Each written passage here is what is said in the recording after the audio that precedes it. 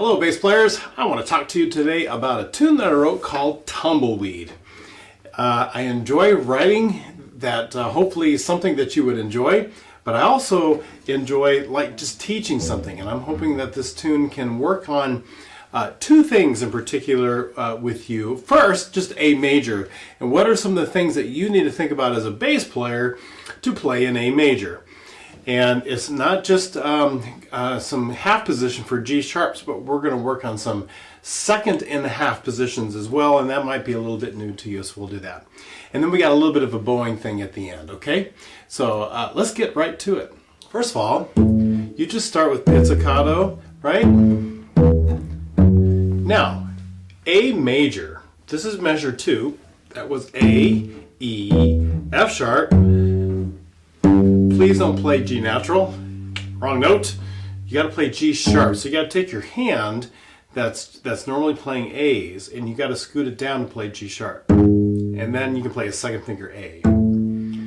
Okay, so I'll do that again. Here's the beginning. Aha, made that wrong. Rest, rest, F sharp, G sharp. Now what do? A. You can do a second finger A, right? And I'd like you to practice that second finger A, and I'd even have you practice the second finger E so that you can understand half position, then go back up to A. Let's do that again. Beginning, 2, here we go. A, rest, rest, half position, 2, rest. Now go back to first position. See how that worked? So half position is great. It allows you got to take your hand, and you got to take everything and just scoop back because you got to be able to play G sharps. So normally your first finger is a whole step off of that open string, but when you need a G sharp, you need to play a half step off that open string. So your whole hand, take that bass salute there, take that whole hand and just go north a half a step. And if I go north a half a step, that means second fingers can play A's now, or the E, right? So that allows me to play G sharp. And that's all that is. Rest, rest, F sharp, G sharp, A. Now the reason I have to stay in first position is I got to play F sharp. If I take my whole hand and scoot it north to be able to play G sharp, well that becomes an F natural. That's why I start in first position, half position, stay there for a little bit, and then go back into first. All right, one more time. 1, 2, here we go. Rest, rest, rest. Now first position. Easy enough? The next little spot I want to talk to you is measure 6. So check this out. I've got a D. You're using your bow now. So D, E, F sharp. If I string cross, that is a B. What do I need? I need C sharp, right? First ledger line above the staff. And it's not just plain old C. It is C sharp. Well, how do you play that? Well, if I put my 1 where that 4 is, that would be B. Fourth finger would be C sharp. Oh, I got to be in that position. Now that is called second and a half, right? You've probably learned second where I put my 2 where that fourth finger is. That would be B natural to C natural. But that's not enough. I need to be able to play C sharps. Okay, so this is second and half. Putting my 1 where that 4 is for B. That way I can play a whole step up to be able to play, right? To be able to play that C sharp. And so that little spot sounds like this. I did it wrong. Now you're thinking, well, why shift where I shift and all of that? Because some of you might think, why can't I just do this? Well, here's why. One of the rules, a guideline, let me put it as a guideline. One of the things we try to do is to avoid shifting in a slur. I should say it that way. And if I shift here, right?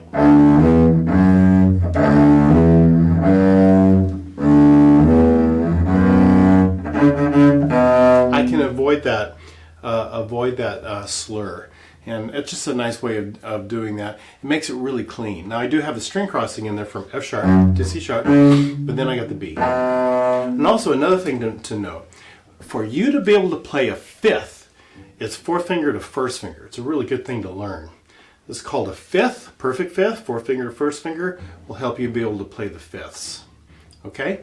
Now the rest of your friends in class, they could just play open strings and they're a fifth.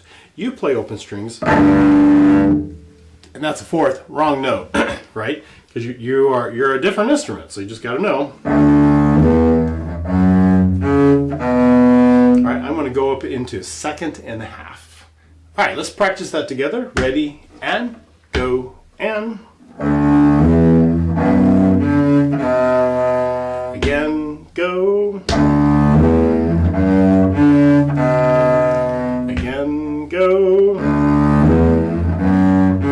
That was a good one. Again, go.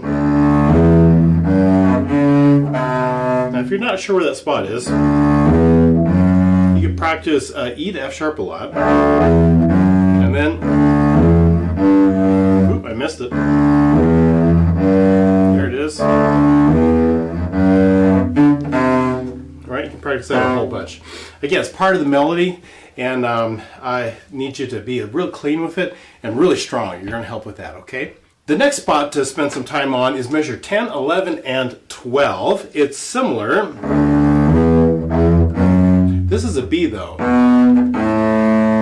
It's not a C sharp, it's a B. So you can just stay in first position. That's easy, I know you can do that. But then you got to retake and go. Get yourself up to that D. Now, you can watch my video on sympathetic vibrations. That would be a good thing to be able to do, to know where that spot is. And I'm sure you've been practicing a D major scale a lot. So there's that D. There's my D. And by the way, I like showing shifts with an old finger and then dash new finger. So I know where that's at, okay? Now, just same idea as before. I've got a C sharp, right? And then I got C sharp, and then BA. And I don't want to do it that way. I don't want to shift in a slur if I can avoid it. So what can you do? C sharp to B. Oh, I can practice that second and a half position.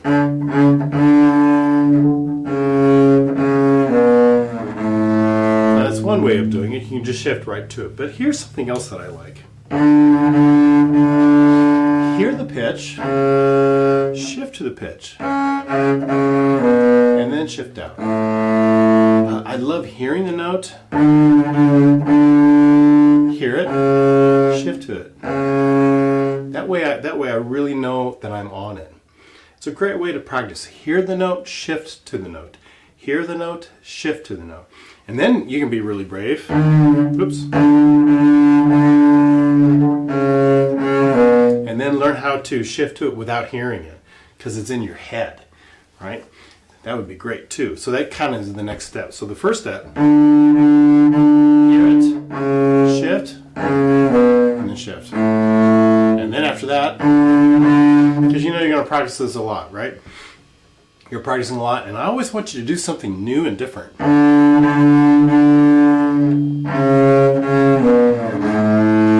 we go. New. And then there's that C sharp to B again, right? That second and a half position.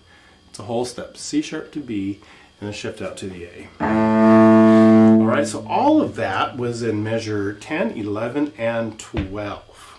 Now, something similar happens in measure 14, 15, and 16.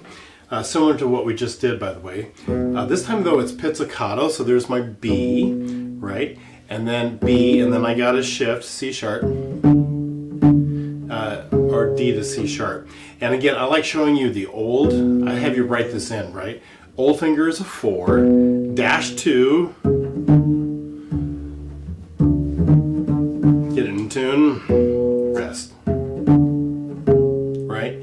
And that's how I would finger that. B, rest. And then you got an arco. And the same thing. Hear the note, shift to the note, and then A. And then right away to another pizzicato. So like I said, it's similar. So let's do it again. This is measure 14. Well, 1, 2, here we go.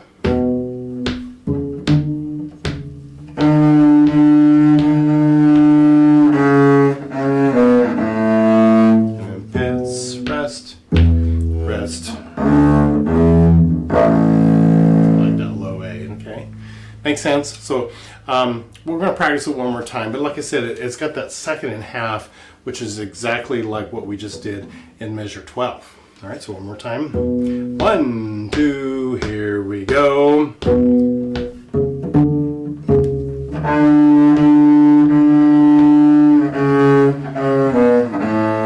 And pits, rest, rest.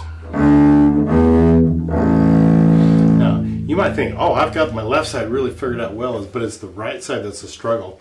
So I like just holding my bow, and I've got French, some of you have German, but just to be able to hold the bow and just pizzicato. And it's nice and slow. You can just do that with your second finger or your first finger, it really doesn't matter. But it goes slow. And also pizzicato up around here somewhere, you're going to get a better sound. It doesn't have to be right off the fingerboard. And the farther south you go, the more strident the sound gets. And go fast. And then pits, rest, rest. A couple of miscellaneous things, and these are near the end. So this is 27, 20, and 29, measure 29 and 31. You've got this little tremolo lick. And what I want you to do is I want you to tremolo in the top part of your bow, and this is piano, and make it really, really quiet. It doesn't need to be 2, 3, off, 1, 2, do the low A, 3, and it's really, it's a little bit of a sound effect. I told you the tune's called Tumbleweed. I just hear a tumbleweed kind of bouncing through an old western town. Maybe it's a movie set, or maybe it's a real old, from Colorado. We had some old western towns out there, right? And so you got this tumbleweed kind of bouncing around. And right here, in my head, I've got the tumbleweed kind of gets stuck maybe on a cactus or something, and it kind of wiggles its way free. And so this is kind of the wiggle sound to me. It could also be the wind just kind of making it just growl a little bit, just to kind of loosen that tumbleweed so they can just kind of keep going. So make that no big deal. And then the other one is in measure 44 near the end. I've got this little lick. And now you're doing the same thing, but it starts up bow, up. Okay, so you've got this idea, this same little lick, it just happens twice. The first time it starts down bow, down, and then up bow. Now when you go up, you got to make sure that you pronate into that bow. I like to say palmate, pronate, and catch that first note. Because if you don't, it sounds a little bit, it sounds wimpy. You got to catch it. Okay, so make sure you pronate into the string, okay, and just kind of catch it. And then at the end, at the very, very end, it says frog. You need to be in the lower part of the bow. You don't have to be right at the frog, but be down here somewhere so that you can kind of catch that first note, that D. All right. I don't want you to start here, D, E. You can just be right here, D, E. An up bow just simply means that you're traveling from the tip to the frog.